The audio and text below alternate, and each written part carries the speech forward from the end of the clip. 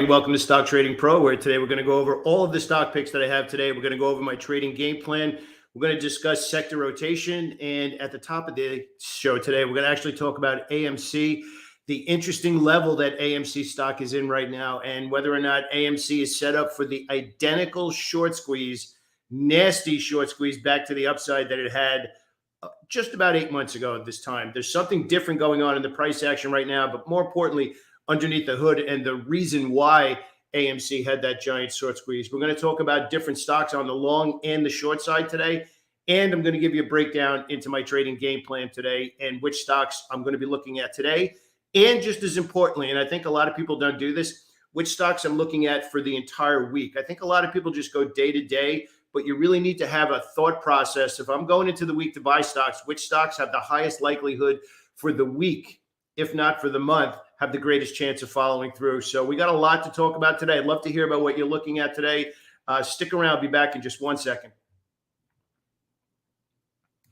Okay, so thank you everybody for joining me here today. I really appreciate it. We're going to go over stock picks. We're going to go over the general market. We're going to go over the major indices. We're also going to throw some Peloton in there to see if whether or not Peloton stock is an interesting situation to potentially be a buyer of right now with the conversations around a couple of companies, including Amazon, maybe buying out that stock. So everything we do here is for educational purposes. It's up to you to make that final decision.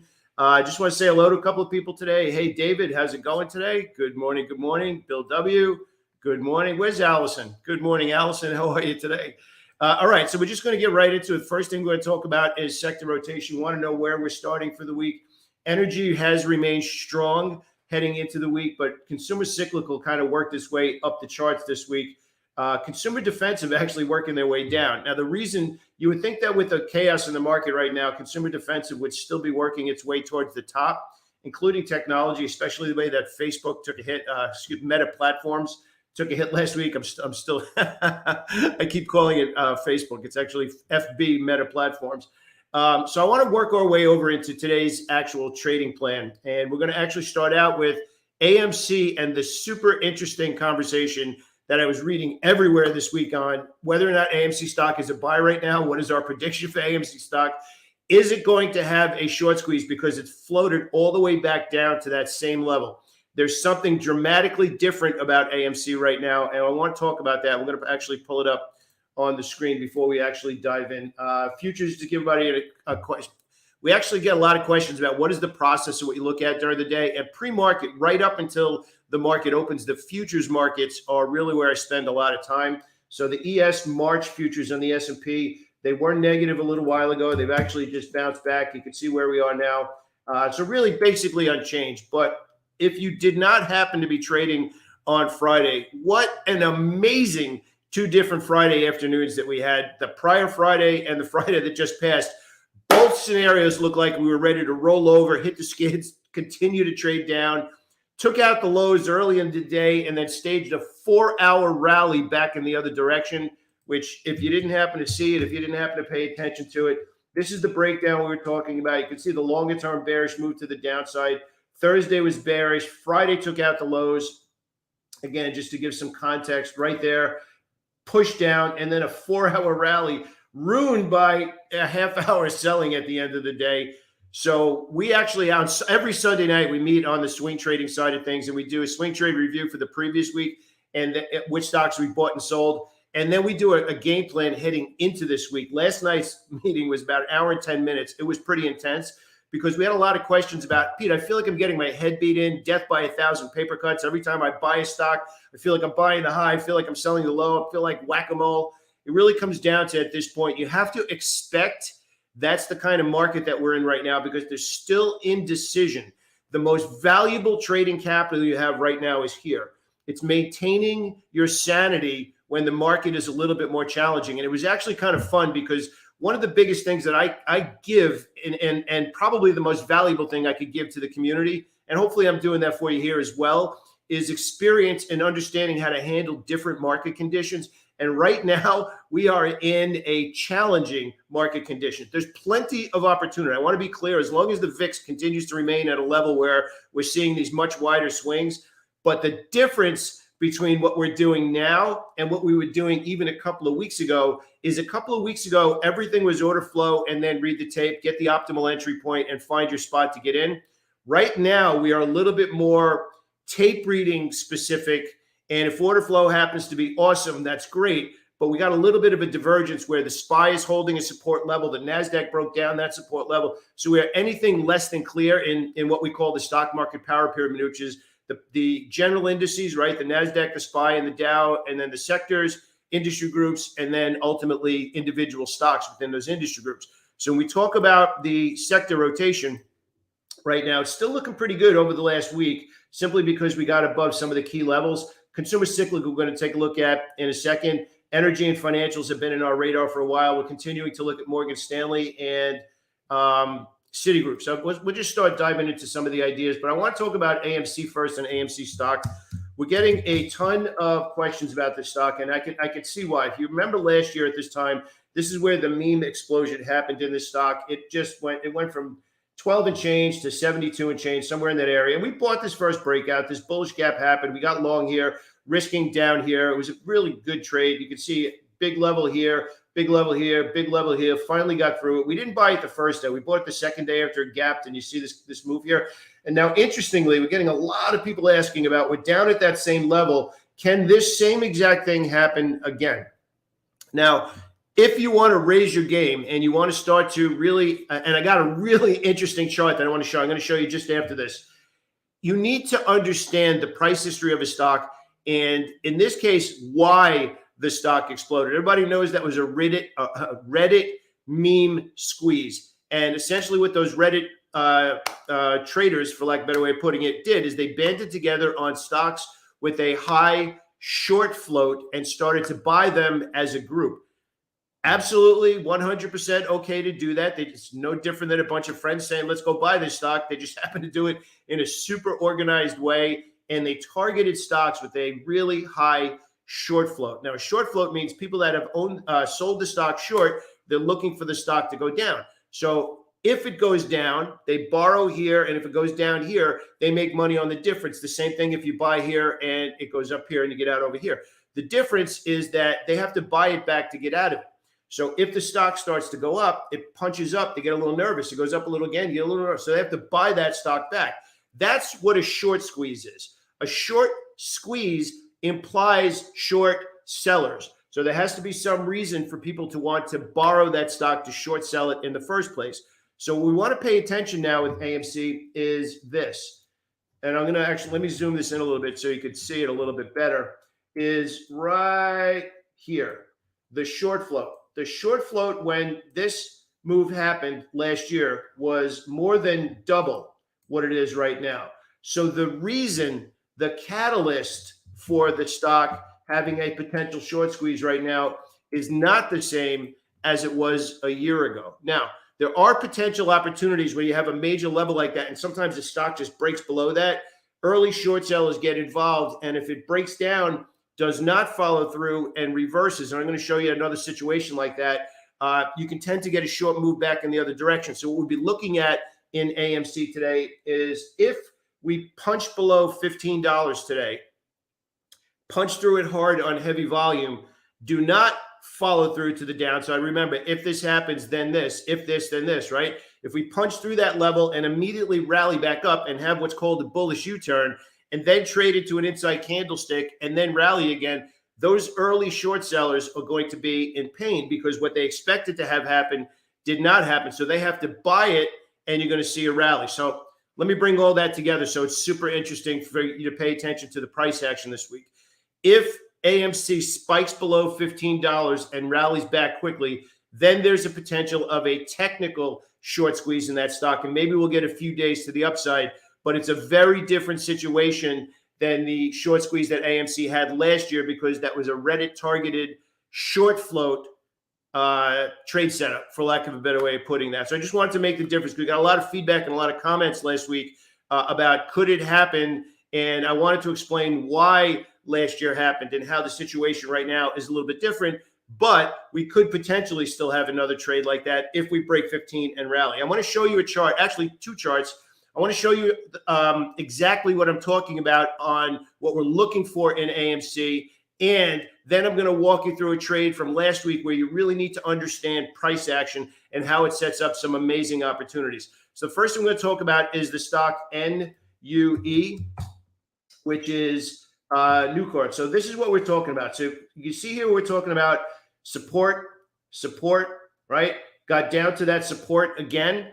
Now, again, we're going to take out of the equation whether or not this is an A+ trade. Because remember, we just talked about before, a lot of what we're doing right now is more reading the tape than it is on order flow, because order flow is in a little bit of chaos. And I'll show you what I mean by that when we look at the NASDAQ and the SPY. Just those two things will give you a clue. But what we're talking about right now is, we're looking at AMC stock. It's sitting at that level. We're looking at if it punches down and then reverses and then goes sideways. That's going to scare the people that were expecting it to go down. So here's the visual, because this is kind of cool. You need to have that roadmap to know what you're looking for, right? Because if you don't know what you're looking for, you're lost. However, the other side of that is if you know exactly what you're looking for, then you're just sitting back and saying, okay, if it unfolds, I know exactly what I'm going to do. So if you can take a look at NUE here, support, big move to the downside, bearish gap. And this day was a bearish gap as well with earnings coming up. But here's the thing. We hit this level, traded through this day, reversed back up, and then went into an inside candlestick, and then followed by a bullish gap. That is the exact roadmap of what we would be looking at right now in AMC stock at that level. First of all, I wouldn't be shorting a $15 stock myself personally, just to put that out there.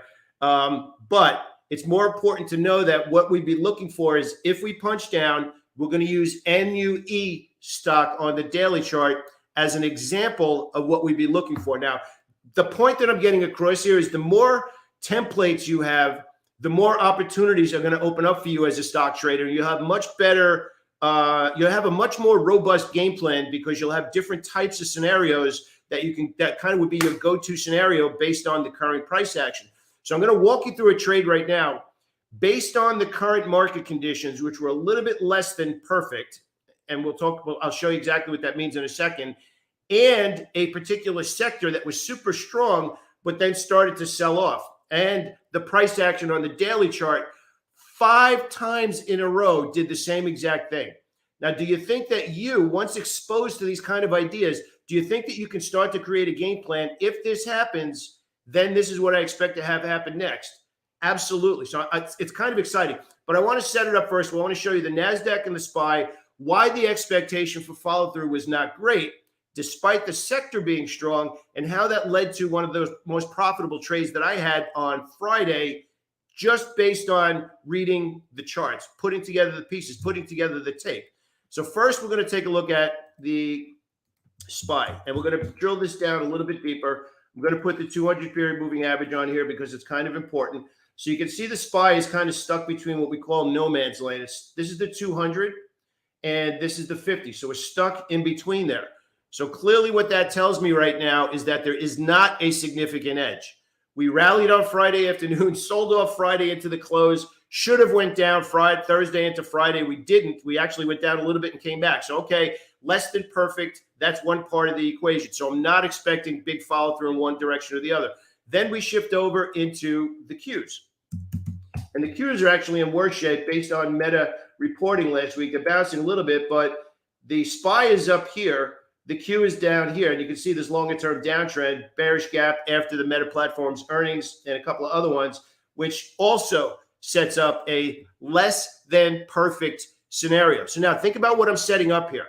Despite the fact that we had a pretty good short covering rally earlier in the week, the market Thursday and Friday was anything but obvious. So we're shifting from big picture order flow to now we're just reading the tape and the most recent price action. And now we are putting an expectation on follow through. So here's the thing I want to point out.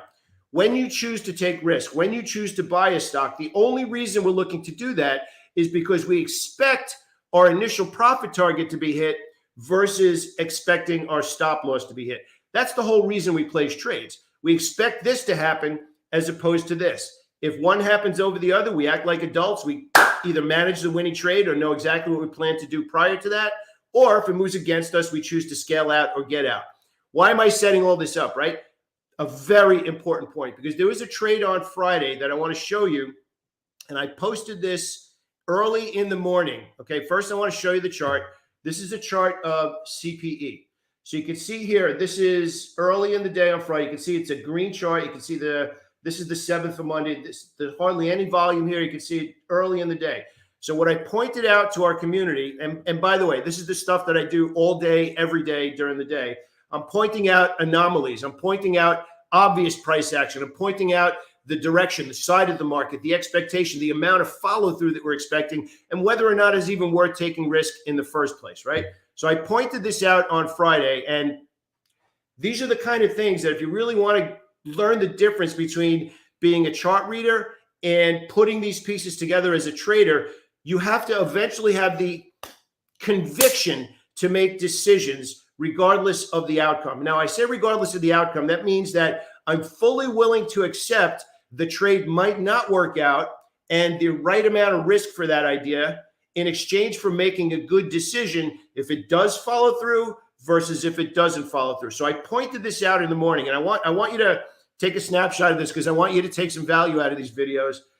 Okay, a couple of days to the upside, bullish gap, sold off. A couple of days to the upside, bullish gap, sold off. 2 days to the upside, bullish gap, sold off. 2 days to the upside, bullish gap, sold off. 3 days to the upside, bullish gap. I pointed this out to the community at 10 o'clock in the morning when this was done. I could show you, I have it in Discord, right? So what am I implying right here? I'm implying that I'm getting ready to make a trade. Now, here's the key. We could make the argument that the sector is one of the strongest sectors, and that's a pretty darn good argument, especially with the bullish gap. But what did I just start out saying? You take the pieces from over here and over here. The market's not obvious. The SPY and the NASDAQ, they're not doing they're not doing what you'd want them to do. The market internals, the New York Stock Exchange tick indicator. Then we're looking at the VIX, putting all these pieces together, plus what the stock did the previous 4 times, once, twice, 3, 4 times, not only at the same level, but the same exact price action. Then I'm now anticipating, okay, if this happens in the market, if this happens in the industry group, in this case, the sector, then the industry group, where they start to show weakness after this bullish gap, then I'm going in there and I'm going to take advantage of what the stock normally does. Now, it's more than just the stock. We actually had somebody last night ask me, well, you must know CPE really well. It's not so much knowing CPE well as much as knowing price action, as much as understanding how to read the tape, as much as understanding how to put together the expectation for follow through. So my expectation for this bullish gap following through was low because the last 4 times it happened, it did not follow through. It went up after those days and got to that price and rolled over. So it was a calculated risk assessment that the stock was going to end up reversing and trading to the downside. So when we take that a little bit further, there's the picture of Friday morning, and here's the picture of what it did in the afternoon. So the first picture, you can see a big bullish gap and a green candlestick. But again, this is literally right out of Friday. Candlesticks big and green. Then you knock it down and you take a look, and this is what happened in the afternoon. Once, twice, 3, 4, 5 times. Take a snapshot of that. Rewatch this video and take a snapshot of that. Was that my most profitable trade? It was. It actually was on Friday, and it actually made my entire week because the market started to roll over for that 2-hour window on the day trading side of things, and I got heavier once the stock performed the way I expected. Now, here's the thing, and I want to tie this back to the mental capital that everybody talks about. I had to make the trade in 2 pieces because my first short sale did not follow through. It actually rallied again. So I didn't have full share size after I got the first piece on and it rallied. There was some trade management stuff in there that I talked about on our coaching call last night. But here's the thing that I want to get across to everybody. Number one, I hope you're starting to watch these videos and put some of the pieces together for yourself. Even if you don't join the boot camp, put the pieces together that trading is not chart reading. Chart reading is looking at the stuff. It's tape reading. It's order flow. It's looking at the patterns and that kind of stuff. That is not trading. The second part of what I discussed which was putting the SPY, the Qs, the market internals, the sector, what happened after the open. All of those things are what make up trading. And the second part of the equation, which I said is the first piece I put on, did not follow through to the downside. It did about 45 minutes to an hour after that. And that's when I got heavy. And then the stock rolled over and I ended up making that one trade made the week. I don't want to get into the super specifics of the trade because those are for the people inside of our swing trade tracker and our bootcamp community. But I wanted to share with you because I know a lot of you are getting mentally beat up right now. I want to share with you the experience that I have, that if you have an edge and your edge has proven itself over time, stick to your long-term success and not the short-term craziness that's going on in the market right now, because we have a little bit of, I'm not going to say chaos as much as there is just a lot of factors in the market right now. A much, much better jobs report than was expected on Friday, and it lit up a whole other specter of it. Okay, the numbers were great. Is that more reason for the Fed to raise rates quicker and more often? The number was great. Is that less reason for the Fed to raise because now the economy is good? Maybe they're just going to leave it alone and don't touch it if it's not broken. There is a lot of indecision in this market right now. My personal trading, the trading that I'm walking everybody through in the community, we are a little bit more trading for cash flow. We're trading both sides of the market. We're short selling and we're buying stocks and hedging at the same time. It's really exciting to see members of our community understanding short selling. Now, if you don't like short selling, you can always buy the inverse ETFs and whatnot. But here's the biggest thing. And again, this is important to understand. We're not in the same straight up market that we were from the pandemic low up into even, let's say, early January of 2022. We need to now act like adults, sit up in our seat and say, okay, if I'm going to accept risk in this market right now, I need to have conviction. I need to know what I plan to do before I plan to do it, and I need to actually do it. Having a plan and following it is not the same thing. So if I can inspire you to do anything or learn anything from me while we're on these calls here on social media, I can't say this strongly enough. Right now, this current market condition is offering a lot of short-term opportunity if you could make decisions with conviction. You need to understand the order flow. You need to understand how to read the tape. You need to understand how far your stock is from the optimal entry and what that means for an initial profit target, as well as what the right risk is for that initial profit target. Sounds like a lot, right? It is and it isn't. Once you understand how to put all of those pieces together, once you understand exactly what you're looking at, here's the process. Once you understand what to look at, and that means you have an edge, right? So when you have an edge, you're basically saying, okay, that is the only thing I'm looking for. If I see that, then I plan to accept risk. Because I see that, that means that there's a good chance it's going to move in my favor. Doesn't mean we're in the same conditions. It means that you've identified an opportunity. The problem that a lot of really smart traders have right now, and it might be you, it might be you, is you have a plan, but you're not trading it.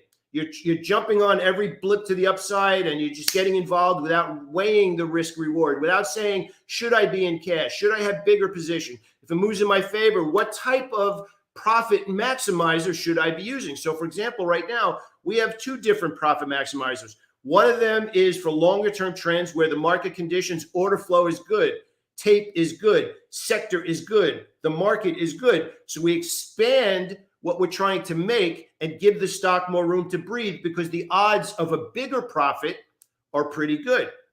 We're not in that condition right now, other than maybe the energy stocks. So right now, because there's a little bit less conviction, a little bit more indecision in the market right now. So instead of the bigger picture, hold a little bit longer. Right now, we're in a little bit more we call profit maximizer momentum. So we have ways of defining the price action where it moves. And as soon as we start to see the tape change a little bit, we're a little bit more inclined to scale out and then trail a certain distance away just in case it catches momentum again. So what does that mean? You have an edge. You understand when that edge is there. Then you simply decide what kind of profit is on the table right now. That's the difference between why you might be seeing your account go like this and, you know, you're drinking too much coffee every day because you're all jittery and you're all over the place. It's not the market. The market's challenging right now, but if you understand order flow and tape reading, those two things will tell you if there's something to do. So I'm going to challenge you right now. You know whether or not your account's going like this and you can't get positive. Maybe you're losing a little bit more. Maybe you're ending the week saying, I'm getting my head beat in. It's because you need to be a little bit more defined of what a great trade looks like to you personally.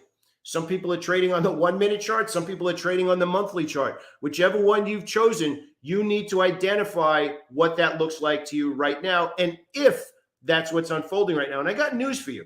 If it's not there, don't trade. Stop trading simply because the market opened.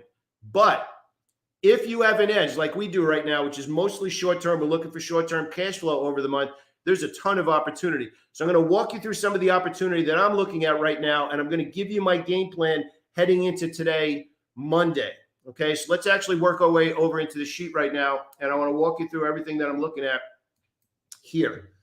Okay, so Monday starting out, let me actually make this a little bit bigger for you so you can actually read it with me.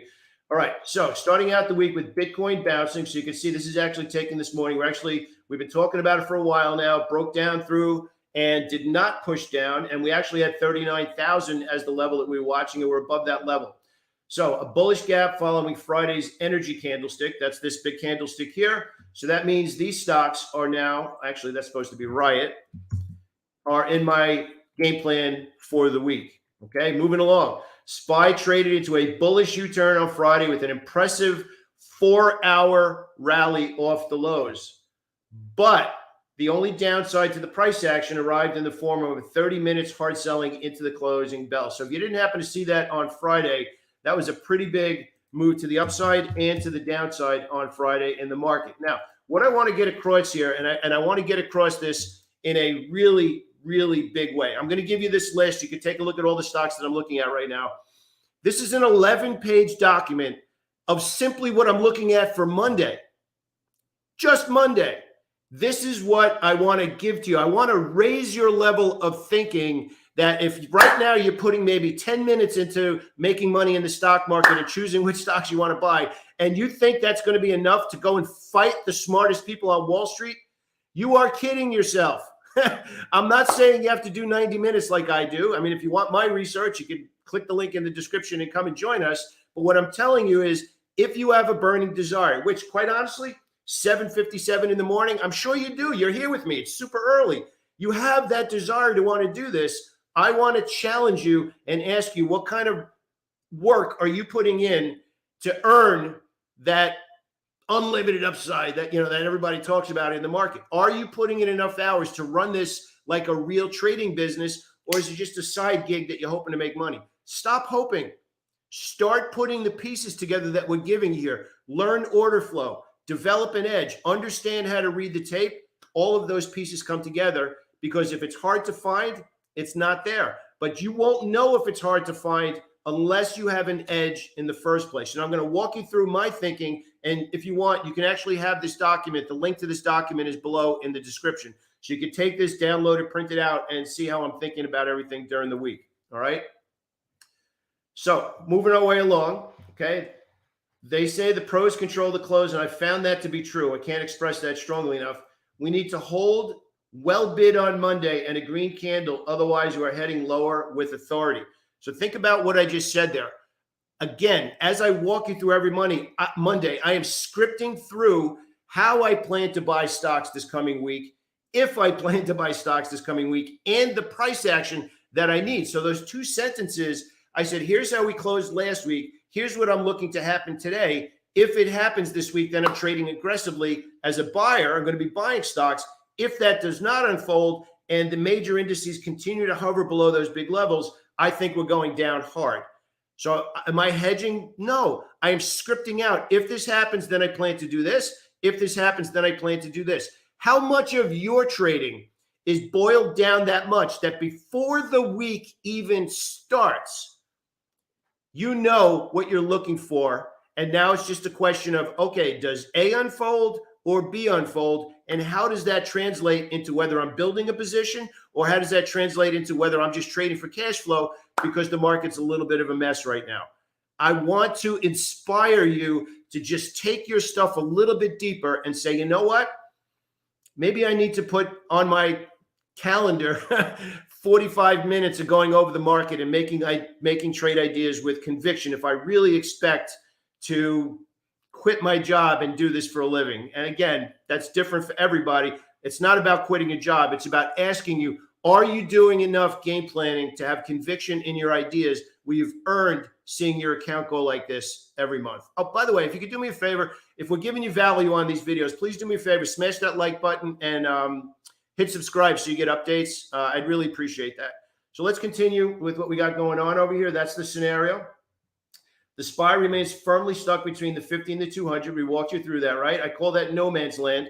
So if Monday morning I'm saying the S&P 500 is stuck in no man's land, how does that translate into expectation for follow through? Remember, we're accepting risk because we believe follow through has a high or low likelihood and how much we can expect it to move in that direction. So I'm literally saying it's in no man's land right now. So the big picture is stuck. So that's going to affect my trade expectation, which is going to affect my profit targets. What kind of profit targets that I'm going for? And I've been very clear about this. I'm a little bit more in cash flow mode where I'm seeing stuff move in my favor. I'm taking some off the table, and then I'm trailing the balance with the momentum profit maximizer. So I'm setting the expectation for the week.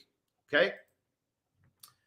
Okay, so we're going to work our way down. NASDAQ, as we talked about before, well below the 200. So again, NASDAQ got dragged down by this monster gap down here in Meta Platforms, and I don't see it changing it at all. All right. AMC, we just talked about. We talked about the short float. This is a big, big part of shorting AMC stock, buying AMC stock, looking about whether or not it's a short squeeze. So again, if you didn't happen to catch the beginning of this video, we went through the conversation that we're at that same level that AMC exploded to the upside last year with the Reddit crowd, the meme stock mania, but the short float is different. So the potential of a massive short squeeze at the same price level is dramatically less, but we mapped out a condition where we might see a short squeeze over the next couple of days, which is pretty different. Okay. All right. So working our way down, sector rotation. So again, think about what I'm doing here, and I want to really inspire you to think a little bit deeper. We started out with the market. Now we're going down into the sectors. Then from the sectors, we break it down into some individual stock picks, stocks that I plan on buying this week. So remember, the big picture starts out with the market, then we work our way up that pyramid, right? All right, so now working our way over into rotation. Energy remains strong, but consumer cyclical vaulted to the top of the list, which we can actually see here, consumer cyclical. All right. Strong weeks in the sector have the following stocks in my game plan. Actually, strong week, not strong weeks. So we're looking at BROS. And actually, just to give you a heads up, BROS has one of my favorite setups. And hopefully you've been hearing me talk about this quite a bit. A push and a pause, a push and a pause with some room to go. So BROS is on my software, on my game plan this week as well. So you can see some of these ideas are in perfect order flow. Some of them, like XPEV, are just reversing to the upside, and they are interesting, but not quite a bullish order flow yet. So again, I want to get that across because I just said that in pretty clear language.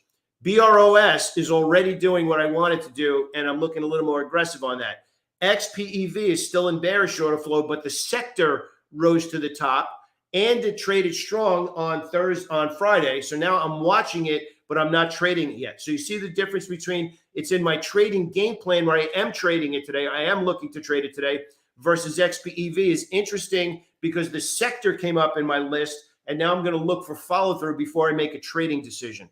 I really hope that you watch these videos more than once and take notes, because this is real trading. This is not just look at that pretty bull flag, the big green candle. This is how do we set the pieces together for when it's a good idea to place a new trade and buy that stock. All right. So I'm going to keep working our way down. And Apple's interesting. Again, looking for a test. Got a little spelling error there. So again, we pushed up. Earnings came out. held the 50-period moving average, which is a big bullish level, traded into a bullish U-turn on Friday. We're looking for it to rally back up and test 181 if it goes well bid. So we're looking for that stock to have a higher high and a higher low today. The big news on Peloton, obviously everybody's talking about that this morning. Peloton deal with a couple of different potential suitors this morning. Big move to the upside overnight. You can see it's up 34%, but I want to be clear. Now, again, this is the difference between news came out, let's go get it, versus news came out, let's determine what the right trade is, right? So I'm going to give you an idea how I'm looking at it today. Okay. Peloton spiked of a news of a potential Amazon deal, up 22% early. It's actually up more than that right now. Situation has me actively traded, but I'm not holding overnights as these stories can change and take a while to play themselves out. Okay. BROS, as I said, mentioned one of my favorite setups today. You can see we just talked about that one right there. And some other ideas. UPS pausing after earnings, other stocks on the bullish side that I'm paying attention to. Now, here's an interesting one here. Alcoa, not the easiest stock to actively trade. So we actually have talked about Alcoa quite a bit in our Discord community, where it looks great every day. It comes into the scans every day, and it beats your head in every day. It's a very hard stock for some reason to have consistent follow-through. But it meets all the criteria that we have to watch it today because it broke out to new levels. So I want you to read what I wrote here and how I'm going to handle this one. If I do trade it, it'll be smaller share size looking for follow-through. Okay. So interesting one, not the easiest stock to actively trade. The stock held strong on Thursday. It held like a rock on Thursday. It was actually up 6% when the market was getting hit. When the market was heavily bearish, then broke to new highs on Friday and closed strong. Perfect setup that tends to fail, but I'll be watching. So what we're talking about here in Alcoa is this. Thursday, the market got hit really hard. Alcoa exploded on Thursday, followed through on Friday, broke through here, but this has been my experience, right? Perfect setup that tends to fail. And you can see broke out and failed, broke out and failed. Will it hold again? I don't know. I can tell you that it will definitely be in my watch list today. We'll gauge whether or not it's a trade. On the short side of the market, two industrial stocks, Caterpillar and 3M. So what that means is these stocks have bearish order flow, and they have a push down and a pause, a push down and a pause, and a push down. So these would be stocks that we'd be looking for them to trade lower. And you can see the same thing. Hopefully, we talked about this on Thursday. Hopefully, you got a little bit of that as well. But one of the bigger ones that we're looking at, Starbucks couldn't get through this 117 level, imploded for $21. And if we zoom this out a little bit, you can see it's got some room to go to the downside, maybe some minor support over here. Now, the challenge here is we broke below and came back, broke below and came back, broke below and came back, and now it's rallying again a little bit. I love the short side of this stock. There's some room to go, but it seems to keep getting down to that level and not holding support. So what does that mean? That means I'm putting the price history of the stock together, very similar to what we just talked about in CPE before, how we went from this to this and how that translated into a trade on Friday. So Starbucks keeps pushing down and it's not getting institutional follow through because it just sold off $21. I am looking to short sell Starbucks, but because it punched through and has not stayed through that level, I'm only going to do it in pieces. So again, this is the second part of separating yourself from trader from chart reader. Chart reader just be like, wow, it's at that level. A trader is like, it's at that level, but it's having a hard time. It does have potential to make money if it continues to go down. But because buyers are stepping in and not punching it through there, if it gets through 95, I'm going to give it a little nibble. I'm not going to go in for the full share size. I'm going to nibble. If it goes down, then I'll look for a spot to add to it. If it doesn't, no harm, no foul. It was worth the trade. If it follows through, great. I'll look for a spot to add. If it doesn't, I'll just look for another opportunity, such as maybe the other two, 3M or Caterpillar. One other one that we have on the short side also is DocuSign today. I'm looking for that one on the short side as well. And the interesting thing about DocuSign today, which we mapped out in the game plan, is this. We are right here right now. You can see earnings came out here. We have not recovered from earnings. And the next significant level is $100. So if you understand short selling, you understand that we're still pushing down. We're pausing. Let me actually draw that out. And $100 would be the next level. So the next level would be a push down to 100 if you understand short selling. If you don't understand short selling, leave it alone. Maybe you can trade inverse ETFs. So there's $18 worth of profit potential there if you understand short selling. Now, remember, everything we talk about is for educational purposes. If you understand short selling, I'm giving you some ideas. If you don't, please do not experiment with short selling. Learn it, write it down, watch some videos. But short selling is a whole different animal. We get questions all the time. Can you show us while the market's going down? Do you have any ideas on the short side? So I actually have to head out, everybody. Got to get ready for our other meeting. I want to thank you so much for being here with me today. Make sure you go into the description, download the game plan that I just gave you. It's 11 pages. You can make a copy for yourself, study it, because you're going to see how I go through everything and how I ultimately come up with which stocks I'm looking to buy that day. Spent a lot of time on AMC stock today, the potential short squeeze, and how we expect that to unfold over the next couple of days. We also talked about a trade in CPE and how that unfolded. So hopefully you got some value out of this. I love doing these videos every morning. If you did, please do me a favor, smash that like button, hit subscribe, and I'll see you tomorrow morning at 7:30 again. Have a great day, everybody. I'll speak to you soon.